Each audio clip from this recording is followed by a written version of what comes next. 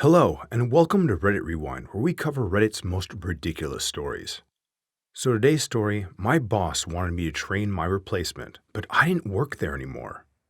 Hey Reddit, not 100% sure this counts, but I want to share my story. I used to work in a grocery store back in 2016. I was 16, 17 at the time. I don't work retail anymore, but I wanted to share this story I still remember to this day. It was a pretty normal night, right before the end of my shift. I was one of the few closers at my store, so it was just me, my supervisor, and a cashier. I worked the self-checkout/customer service desk. My supervisor had just collected the tills and was in the back counting, and I was starting my rounds to take back the non-perishables that were left at the registers. I also might add that our store had terrible camera placement.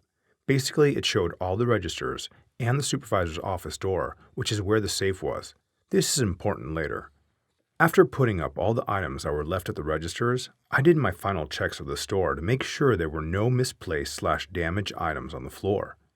I find a case of beer that was leaking in our beer/wine section, and since I wasn't sure how damaged the bottom of the cardboard case was, I had to drag it to the front so I could inform my supervisor about the damaged item before taking it back. We kept a cart/carts full of damaged items to be taken out by the morning crew. Since the supervisor's office is locked while they are counting the tills, I call over to her and let her know that there was a damaged case of beer and I was taking it to the back. She responds with an absent, "Okay, sounds good." So I take it to the back, place it with the rest of the damaged items, and go back to the front to see if there's anything else my supervisor needs me to do before I clock out. There isn't. Next couple days are fine as I finished up the week and wait for the next week's schedule to be posted, and I find out that I'm not scheduled for the next week. I figure there must have been a mistake, as there was someone working at the same grocery store who shared my first name. I go upstairs to the manager's office and ask him about the schedule and why I wasn't scheduled. He responds with a, "Oh, my bad. I forgot to tell you you are suspended until the investigation is over. By the way, can you train your replacement today on the self-checkout/customer service desk?" Me, confused and annoyed at the moment, don't really pay attention to the second part of his comment and ask him what he was talking about. My manager, "We caught you stealing that case of beer that you took to the back, and until the police investigation is complete, you won't be working here anymore. Please turn in your uniform, name tag, and badge." I am furious, but I decide that I would go with bit of MC in this situation. Well, boss man, I took the damaged case of the beer to the back to be thrown out in the morning as per procedure, but since I won't be working here anymore, I guess you'll just have to find someone else to train my replacement, since I clearly can't be trusted. I was the only person who could train someone for the customer service desk other than him. His jaw dropped. The look on his face was priceless as I took off my uniform and handed him my name tag and override card. I then proceeded to walk out, get in my car, and drive home. About 2 years later, I joined the Army, and I'm going for a job that required a security clearance. Guess what shows up? That suspension with an unfinished police report and the tapes from the security camera. I sit there with my interviewer as we watch the tape together, clearly showing that I did not steal anything. Needless to say, I was approved for my clearance. I ask if I can get a copy of the tape, and my interviewer agrees. It took 2 years, but I finally had the evidence I needed to sue for wrongful termination. But as the time is well over the statute of limitation, I was unable to actually do anything about it. Either way, I decided to go pay my old workplace a visit over my Christmas block leave, and a couple people recognized me, including my old boss. He tells me that thieves like me aren't welcome in his store, and that I need to leave or he would be calling the police. I told him to call them, and that his claim would surely hold up when I showed them a copy of the video footage of me stealing. The store had one of my favorite muffins, and honestly, I really wanted one, since they are only made there. The police got called and did nothing, and I got 3 muffins free of charge, thanks to my favorite supervisor. Worth it. Now, that was a fun story. I like the fact that the OP stuck up for himself after he was wrongly accused of stealing. And then, as luck would have it, he actually got the evidence or the tape of what they had him doing 2 years later. And the fact that he had the gusto, the moxie, to actually go back to his old workplace and prove to his boss that he was wrongfully terminated, that's what I call some sweet revenge. It's a shame that the statute of limitations was over for him to actually sue for wrongful termination, because it would have been nice for him to get some money out of this besides just 3 free muffins. But hey, you get what you can, and good on him for getting his revenge.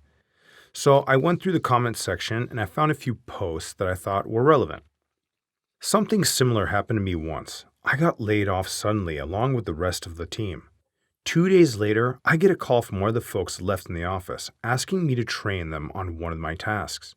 I said sure. Since I no longer work for the company, here's my consulting rate. They were angry over my response, and I lost a friend over it. And a continuing comment on that comment was, doesn't sound like much of a friend. Yeah, this particular situation kind of makes you think. They fire you suddenly, and then they ask you to train individuals who are taking over your job. And when you're no longer a part of the company, you can be a consultant, so you should charge what you like. And the fact that they were mad at him for charging consulting fees is short-sighted on their part. If they knew they were going to fire him, they should have had him train somebody else beforehand and then fired him. I mean, that's just stupid. But good on this poster for getting consulting fees. And the next comment, similar thing happened to me at an old job. I had a pretty specialized role, though by all means not irreplaceable, but the only person at the company who could do it. I'd been there a long time and felt my career stagnating, so when a better opportunity came, I eventually took it. I gave these guys 10 weeks of notice and said I'd interview people if they found candidates and train whoever we hired. Or if someone internal wanted to take over the role, I'd give them intensive training to get them up to speed. I had a lot of friends at the company and had no desire to screw anyone over. So the weeks go by. I keep asking my director if there's any development in the hiring department. He keeps brushing it off. I made sure documentation was up to date, but this stuff really requires more than just book learning. Large-scale telecom network design. They finally start interviewing some people about 2 weeks before my last day and made an offer right as I was leaving. Of course, the person couldn't start for a few weeks. I said my goodbyes, went off to my new job, which had me doing pretty intense travel for a few months. A couple weeks later, the director contacts me asking if I'd be willing to consult for them and help their new guy get up to speed. I said sure, but since I'm incredibly busy at my new job, we need ground rules. First, my consulting fee is X dollars, which was 2 times my salary rate. I probably should have gone higher, but I was still trying to be nice. Also, you buy it in 20-hour chunks, and it's a minimum of 1 hour for every time you bring me in to do something. I do this so they wouldn't be calling me at 3 a.m. with a minor question. Director guy lost his shit at me. It's like he'd never worked with contractors before, which I know he had. He just couldn't fathom why I charged more than what my salary had been, why I couldn't be available on short notice when he needed me, etc., etc. I just said, okay, well, you approached me and I'll be honest. I don't really want to do this anyway, because my new job is really taking a lot of my time, so good luck. That was the last I heard from him, though I did hear from others that they were still there, that the new guy got up to speed fairly quickly since he had prior experience, but it was bumpy the first few months. So I'm glad that people didn't suffer much. But after that experience and other things I ended up hearing over time, I'm glad I left there when I did.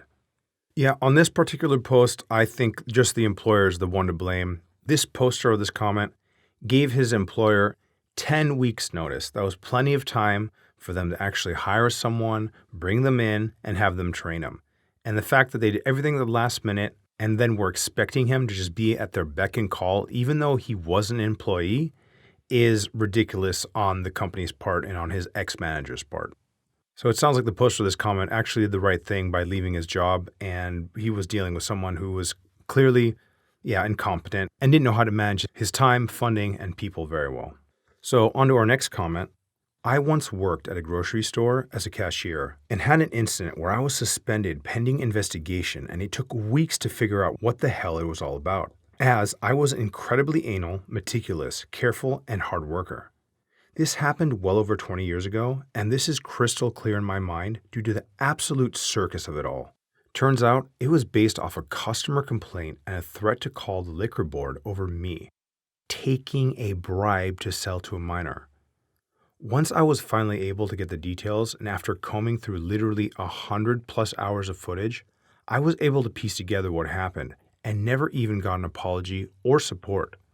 Scenario as follows. Apparently, the busybody bitch that caused all the pain and frustration for me was in the line behind this customer. Guy walks up to the register with 240 ounces of Old E malt liquor. Me, ID please. Guy hands me ID. I check it and show camera over my shoulder. Policy due to sketchy neighborhood. The guy is in his early 30s. Me, thank you. Scan the beer and the total is $4 and something cents. Me, your total is $4 and something cents. Guy, How about $1? me, your total is $4 and something cents. How about $2? Me, sir, your total is $4 and something cents. If you don't have enough, there's nothing I can do. Guy, Okay. Here, $5. I take his money and finish the transaction, and go on about my day, annoyed but none the wiser that the next customer in line decide to selectively overhear what was happening and make up their own story about it.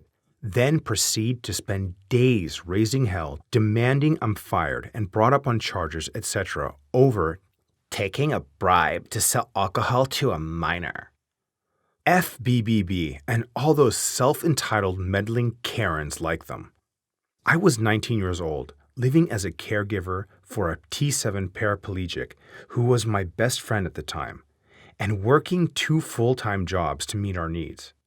We almost lost our apartment due to the loss of income during that time, as well as the pain and frustration the confusion of it all cost me. And the most devastating part was the feeling of loss of trust in me, as I always worked so hard to be the most dependable, hardworking, and overachiever in everything I did at that time. It really broke my heart to experience someone being so willing to try and destroy my life over something they overheard. Yeah, that story is crazy and messed up. The fact that she insisted on ruining this person's life with only a half story, and the fact that she didn't confront him directly but went behind his back, told the boss, and I'm sure the bosses didn't actually tell him what he was being investigated for. Yeah, so this OP had to go through hundreds of hours of tape, find out what the deal was, and just the frustration of it all must have been awful. Plus, if he really was a caregiver for a paraplegic who was his friend, having that loss of income and not knowing why must have been just a double whammy, just a double slap in the face for that. So I'm glad this poster figured it out and can have that bit of closure, and it's now behind him. And on to our last comment. I got rear-ended once. Some guy, 3 cars ahead, cut over into our lane and stopped. The 2 cars ahead of me managed to stop. I stopped, but the truck behind me wasn't so lucky. While we were pulled over exchanging info and talking to Highway Patrol, some old biddy made a U-turn and got out to point at me and tell the officers, I saw the whole thing. It was her fault. She cut him off. Luckily, the cop didn't take it seriously, and the guy who hit me was honest about it. We were both kind of staring at each other like, that didn't happen. WTF. But seriously, WTF is up with people who do that? Well, that post is nuts, and it just kind of shows that people are crazy, and they'll be looking to start drama and mess with people's lives, maybe for just the entertainment factor of it all, or maybe she was just kind of nuts and seeing things and bored. I don't know, but I would never want to be in that situation, because it's a good thing that the guy who hit him was actually honest, because he could have found a way to get out of it. Okay, guys, well, that's it for our stories today. Hope you liked them. Please let us know what you thought, and don't forget to like and subscribe. Till next time.